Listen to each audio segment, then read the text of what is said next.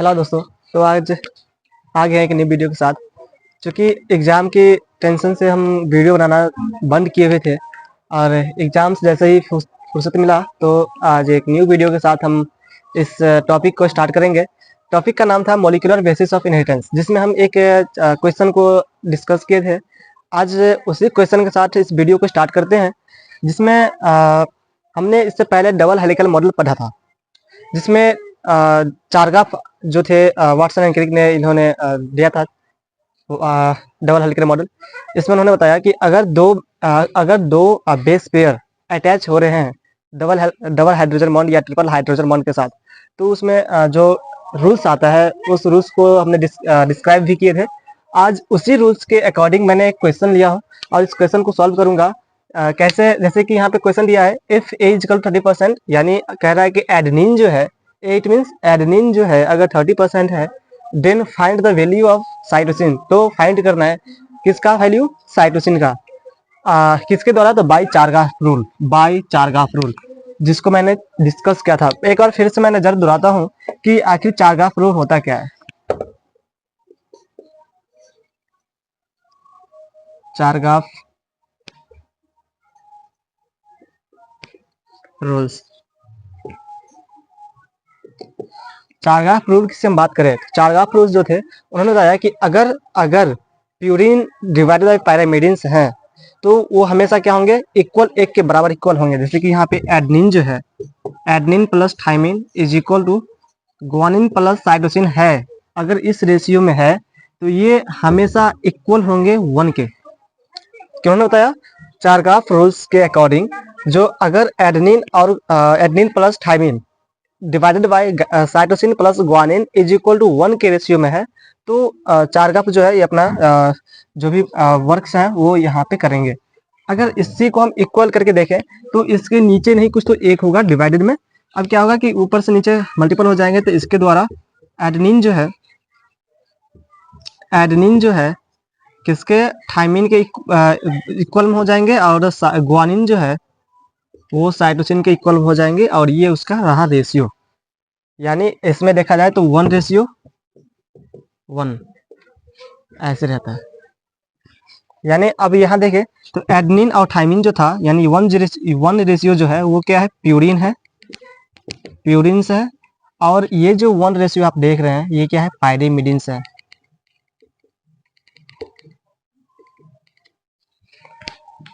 तो ये तो रहा चारगाफ रूल्स, जिसको मैंने फिर से एक बार एक्सप्लेन कर दिया हूँ।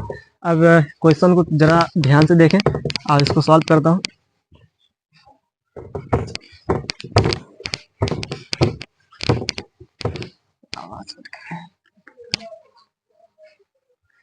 हाँ, तो यहाँ पे क्वेश्चन में दिया हुआ है एडेनिन दिया हुआ है 30%, जैसे कि यहाँ पे एडेनिन 30%, और यहाँ पे क्या मांग रहा है, साइटोसिन का वैल्यू मांग रहा है। यहाँ पे साइटोसिन का वैल्यू मांग रहा है। तो वी नो दैट, हम क्या जानते हैं, हम जानते हैं कि जो एडेनिन जो था वो थाइमिन के इक्वल में थे। इसका मतलब ये हुआ कि अगर हमारे पास एडेनिन 30% है तो थाइमिन कितना होगा, वो भी 30% होगा, किसके इक्वल में, तो इक्वल सम के इक्वल में। अब ये सम में है तो क्या होगा, ये दोनों ऐड हो जाएंगे। इसका मतलब हमारे पास एडेनिन प्लस थाइमिन, कितना हो गया, 60% हो गया, 60% हो गया। अब यहाँ पे हमारे पास 100% होता है ना। अगर किसी भी रूल्स को डिवाइड करें या किसी भी रूल्स को हम कंफर्मेशन दे तो उसके लिए हमारे पास 100% वैल्यू होता है, 100% वैल्यू होता है। अब 100% वैल्यू में मेरा अभी जो एडेनिन प्लस थाइमिन का वैल्यू आया है वो 60% आया है। इसका मतलब हमारे पास जो पायरिमिडिन्स का वेस्ट था, that is guanine plus cytosine, ये जो वेस्ट था ये कितना बचेगा, दैट मीन्स 100% मतलब माइनस 60% इक्वल टू कितना हो गया, 100 माइनस 60 इज इक्वल टू 40%। अब इसका मतलब ये हुआ कि हमारे पास ग्वानिन प्लस साइटोसिन यानी दोनों का वैल्यू कितना है, 40%। तो किसी एक का अगर निकालना हो तो क्या करेंगे, इधर ग्वानिन प्लस साइटोसिन देंगे इज इक्वल टू में 20 + 20 दे देंगे, है ना। 20 + 20 इज इक्वल टू 40। अब इसमें गुआनिन का वैल्यू दे देंगे 20, साइटोसिन का वैल्यू दे देंगे 20। इसका मतलब हमारे पास क्या मांग रहा था, देखो मेरे पास क्या दिया था, एडेनिन का वैल्यू दिया था 30% और मांग किस रहा था साइटोसिन का। तो साइटोसिन में कितना आया, साइटोसिन कितना आया 20%, तो दे देंगे 20%। इट्स माय आंसर, ये रहा आंसर। तो ये था चारग्राफ रूल्स का नियम। अब इसके आगे बढ़ेंगे, इसी को हम प्रिंसिपल ऑफ ट्रांसफर बोलते हैं, प्रिंसिपल ऑफ ट्रांसफॉर्मेशन,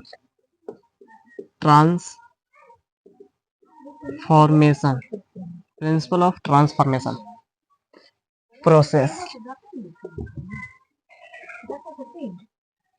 तो अभी हम एक न्यू कॉन्सेप्ट को डिस्कस कर रहे हैं जिसका नाम है ट्रांसफॉर्मेशन थ्योरी।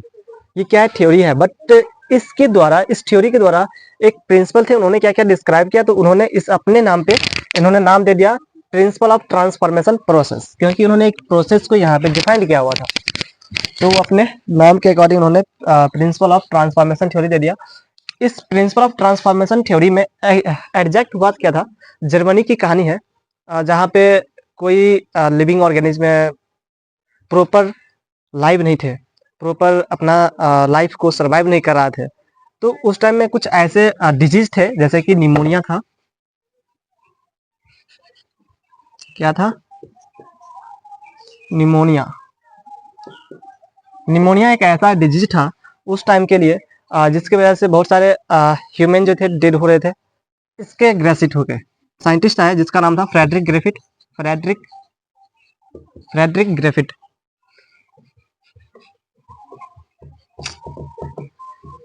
नाम था फ्रेडरिक ग्रिफिथ।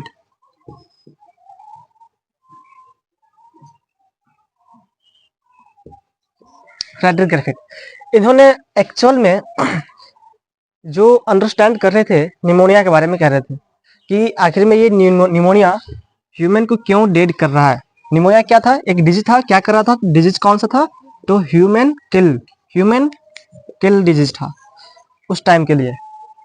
तो एक्चुअल में फ्रेडरिक ग्रिफिथ क्या कर रहे थे, इस निमोनिया के बारे में डिस्कस कर रहे थे कि ये क्यों ह्यूमन को डिकिल कर रहा है, क्यों सरवाइव नहीं कर पा रहा है। तो इसके अकॉर्डिंग उन्होंने डिस्कस कर रहे थे। इसी टाइम पे जो फ्रेडरिक ग्रिफिथ थे, उन्होंने एक एंटीबायोटिक्स का खोज किया जिसका नाम था स्ट्रेप्टोकोकस निम्नी। क्या नाम था, स्ट्रेप्टोकोकस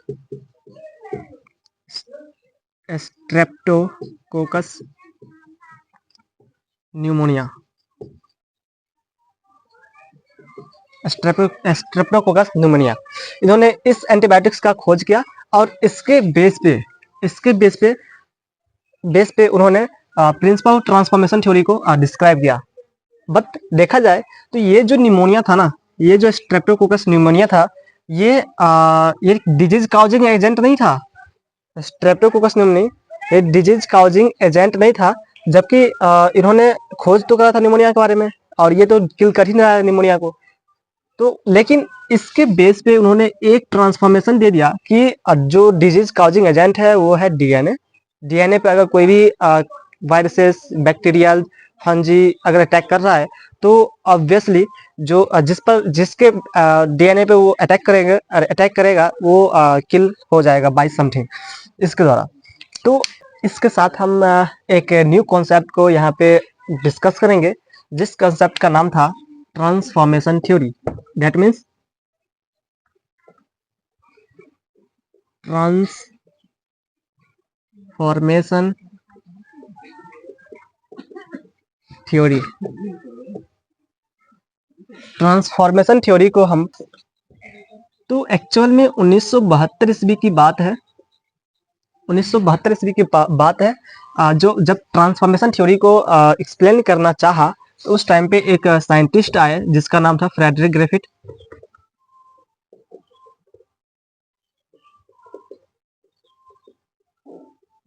फ्रेडरिक ग्रिफिथ इन्होंने एक निमोनिया काउजिंग एजेंट को क्या किया, एक्सट्रैक्ट किया। कहाँ से, तो स्ट्रेप्टोकोकस निम्नी को कहाँ से एक्सट्रैक्ट किया, निम्नी से। तो निमोनी से उन्होंने एक्सट्रैक्ट किया किसको, स्ट्रेप्टोकोकस निम्नी को। स्ट्रेप्टोकोकस निमोनिया एक्सट्रैक्ट किया। अब ये जो स्ट्रेप्टोकोकस निमोनिया है ये डिफरेंट टाइप्स के थे। 2 स्ट्रैंड था इसका। कितना स्ट्रैंड था? 2 स्ट्रैंड था। एक स्ट्रैंड था स्मूथ स्ट्रैंड,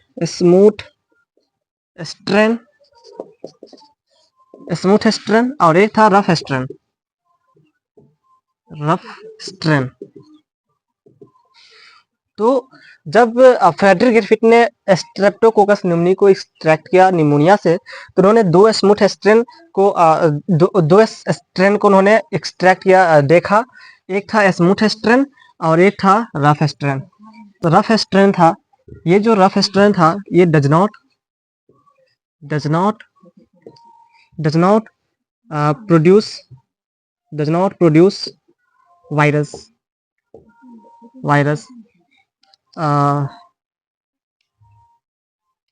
इसका मतलब हुआ कि ये जो रफ स्ट्रेन है ये ह्यूमंस को किल नहीं कर रहा था। That mean does not produce virus and doesn't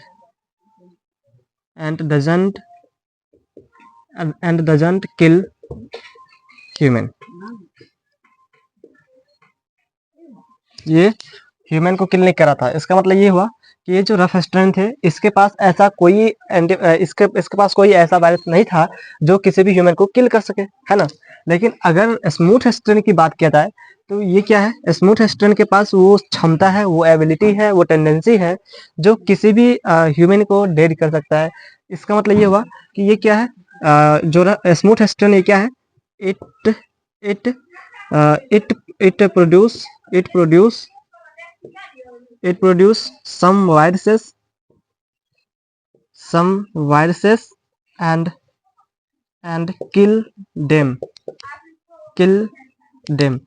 इसके पास वो क्षमता है जो क्या प्रोड्यूस करता है? वायरसेस प्रोड्यूस करता है और क्या करता है? किल देम, उसको खत्म कर देता है। तो देखा जाए तो ये जो स्मूथ स्ट्रेन था यही वो काउजिंग एजेंट है। ये क्या है? ये है causing agent, that is kill causing agent of human के लिए किल काउजिंग एजेंट यही है। लेकिन ये जो स्मूथ स्ट्रेन था ये डज नॉट काउजिंग एजेंट, ये काउजिंग एजेंट नहीं है, जिसकी वजह से जो लाइव थे, जो ह्यूमन थे, वो मरता नहीं है इसके द्वारा। तो अब इसी के प्रोसेस को हम आगे बढ़ाते हैं, आखिर ये कैसा होता है, कैसे हम इसको इंटर करते हैं ह्यूमन में। तो जनरली जो फ्रेडरिक ग्रिफिथ थे उन्होंने ह्यूमन के ऊपर तो कोई ऐसा एक्सपेरिमेंट किया नहीं था। उन्होंने माइस को लेकर एक्सपेरिमेंट किया था। तो उसी के अकॉर्डिंग हम देखेंगे कि आखिर जब 2 स्ट्रेन को यूज में लेता है और जब माइस के अंदर इंजेक्ट करता है तो माइस कैसे लाइव होता है और कैसे सर्वाइव करता है, कैसे इंड होता है, कैसे किल्ड होता है, इसके बारे में। तो सबसे पहले जो फ्रेडरिक ग्रिफिथ थे उन्होंने सबसे पहला स्टेप लिया। स्टेप फर्स्ट, उन्होंने एक इंजेक्शन लिया। इंजेक्शन तो मुझे बनाने नहीं आता है। एक इंजेक्शन लिया। अब इस इंजेक्शन में इन्होंने क्या किया? सबसे पहले रफ स्ट्रेन लिया। क्या है इसमें? Rough strain. क्या है? रफ स्ट्रेन है। अब चूंकि रफ स्ट्रेन क्या है? काउजिंग एजेंट नहीं है ना, ये निमोनिया को काउज नहीं करता है। इसका मतलब क्या है कि अगर हम किसी के अंदर इसको इंटर करेंगे तो वो सर्वाइव करेगा, है ना, क्योंकि ये काउजिंग एजेंट तो है ही नहीं है। तो जब फ्रेडरिक ग्रिफिथ ने स्टेप फर्स्ट में क्या किया? उन्होंने एक इंजेक्शन लिया। इंजेक्शन में रफ स्ट्रेन को इंक्लूड करके माइस के अंदर, अब माइस तो बनाने आता नहीं है, कैसे बनाऊं, मान लो यही माइस। इस माइस के अंदर क्या किया? इस इंजेक्शन को इंजेक्ट किया। तो जैसे इस माइस के अंदर इस इंजेक्शन को इंजेक्ट किया तो ये माइस क्या किया? माइस के पास कोई ऐसा चेंजेस नहीं है जिसकी वजह से वो डेड हो पाए। तो ये क्या हुआ? सर्वाइव हुआ। Mice does not kill, that means survive. Okay. Step second में क्या किया उन्होंने? स्टेप सेकेंड में फिर उन्होंने एक इंजेक्शन लिया।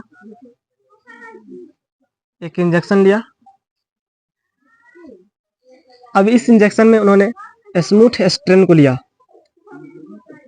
Smooth strain.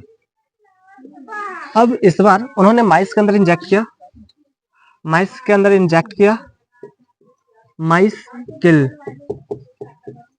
किल्ड और डाई। माइस क्या हुआ, मर गया। तो अब देखो, चूंकि ये जो स्मूथ स्ट्रेन था, हम पहले ही बता रहे हैं ये वायरलेंट है, ये काउजिंग एजेंट है, ये निमोनिया को काउज करता है। तो दैट मीन्स जब ये निमोनिया को काउज करता है, तो जैसे ये इंजेक्शन में लेके इसको माइस के अंदर इंजेक्ट किया, तो माइस में वो चेंजेज आ गए, वो निमोनिया आ गया जो कि काउजिंग एजेंट था, वो आ गया और इस माइस को क्या किया, किल डाई कर दिया। फिर उन्होंने स्टेप सेकेंड में क्या किया, सॉरी स्टेप थर्ड में,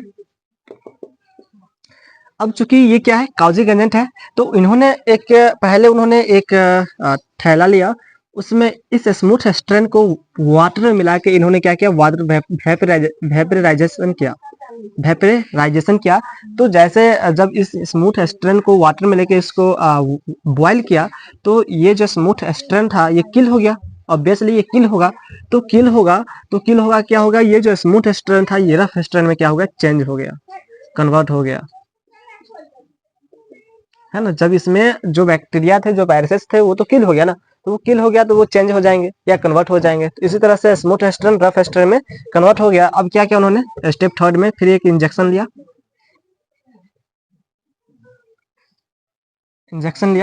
और इस इंजेक्शन में क्या लिया है, हीटेड स्मूथ स्ट्रेन, यानी पहले क्या क्या हीट किया, तो हीटेड स्मूथ स्ट्रेन,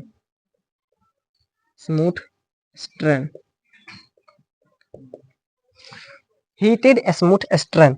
तो जब इन्होंने हीटेड स्मूथ स्ट्रेन को माइस के अंदर इंजेक्ट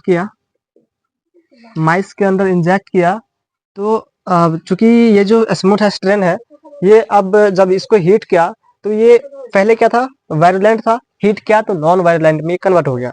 तो अब चूंकि ये नॉन वायरुलेंट है, तो इसको हम किसी भी माइस में इंजेक्ट करेंगे, किसी भी ह्यूमन में इंजेक्ट करेंगे, तो माइस क्या होगा, सर्वाइव होगा। तो इसी बेस पे इन्होंने जब माइस के अंदर इंजेक्ट किया, तो माइस क्या था, सर्वाइव था, लाइव था।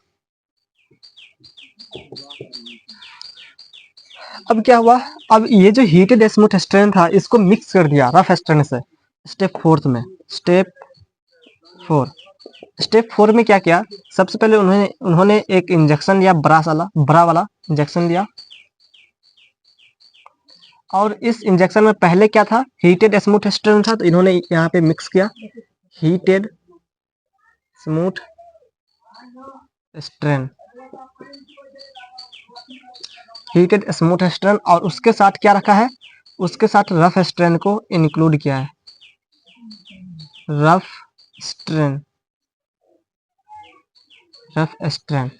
यानी पहले हीटेड स्मूथ स्ट्रेन था ही, अब और उन्होंने उसको इंक्लूड कर दिया है किसके साथ, तो रफ स्ट्रेन के साथ। क्योंकि देखो रफ स्ट्रेन पहले से ही नॉन वायरुलेंट है, और हीटेड स्मूथ स्ट्रेन तो वायरुलेंट है ही है, क्योंकि उन्होंने हीट किया, तो जो वायरुलेंट थे उन्होंने नॉन वायरुलेंट को कन्वर्ट कर दिया, तो जिसके वजह से ये भी नॉन वायरुलेंट और ये भी नॉन वायरुलेंट।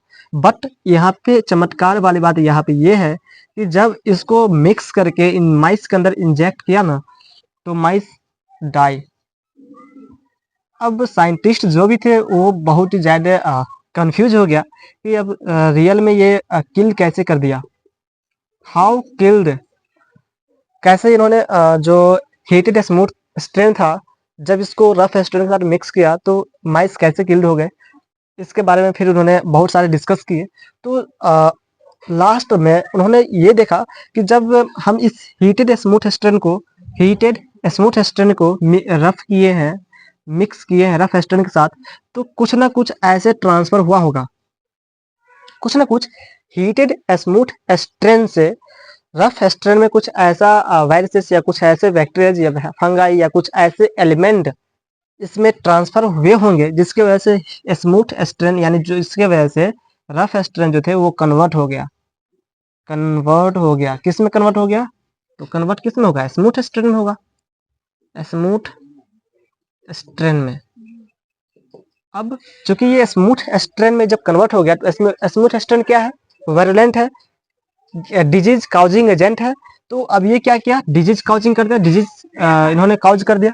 तो जब डिजीज काउज कर दिया, तो जब इसको हम माइस के अंदर इंजेक्ट करेंगे, तो माइस तो ऑब्वियसली डाई होगा ना, तो इसी बेस पे उन्होंने इस ट्रांसफॉर्मेशन थ्योरी को डिस्क्राइब किया और ये चारों स्टेप यही है। स्टेप फर्स्ट में रफ स्ट्रेन लिया, mice survive live. Smooth strain लिया, mice killed die. Because rough strain is a virulent non virulent, rough strain is a non virulent और smooth strain is a virulent. और इन्होंने जब दोनों के साथ मिक्स पहले क्या किया, स्मूथ स्ट्रेन को हिट कर दिया तो स्मूथ स्ट्रेन कन्वर्ट हो गया यानी नॉन वायरुलेंट कन्वर्ट हो गया नॉन वायरुलेंट में। और जब इसको माइस के अंदर इंजेक्ट किया तो माइस सर्वाइव लाइव। जब इसको मिक्स किया रफ स्ट्रेन के साथ तो उन्होंने कुछ ट्रांसफर किया होगा, अब क्या ट्रांसफर किया वो मालूम नहीं, लेकिन कुछ ना कुछ एलिमेंट जो है ट्रांसफर किया होगा तो वो जो रफ स्ट्रेन थे वो कन्वर्ट हो गया स्मूथ स्ट्रेन में और माइस को डाइड कर दिया। तो यही एक प्रोसेस था। This is the last process of transformation theory जो कि फ्रेडरिक ग्रिफिथ के द्वारा दिया गया था। अब इसके आगे फर्दर देखो, यहाँ से तो ये पूरा क्लियर तो नहीं हो रहा ना कि रियल में डीएनए किल किया है, आरएनए किल किया है या प्रोटीन किल किया हुआ है, क्योंकि हम चैप्टर पढ़ रहे हैं मॉलिक्यूलर बेसिस ऑफ इनहेरिटेंस। तो मुझे मॉलिक्यूलर बेसिस पे जाके देखना है कि रियल में डीएनए प्रोटीन या आरएनए इसको किल किया है। इसके बारे में अभी भी कोई इंफॉर्मेशन नहीं दिया गया है इस फ्रेडरिक ग्रिफिथ के द्वारा। तो फर्दर इसको डिस्क्राइब करने के लिए नेक्स्ट वीडियो में बताऊंगा एवरी, मैक्लोइड, मैकार्टी के बारे में, जिन्होंने इस थ्योरी से, इस प्रोसेस से थोड़ा आगे बढ़ा और उन्होंने डिस्क्राइब किया कि रियलिटी में जो डीएनए है ना, इन्होंने ही इस डिजीज कॉजिंग एजेंट को क्या क्या किल किया है, सर्वाइव किया है। तो मिलते हैं अपने नेक्स्ट वीडियो में, तब तक के लिए बाय बाय, टेक केयर।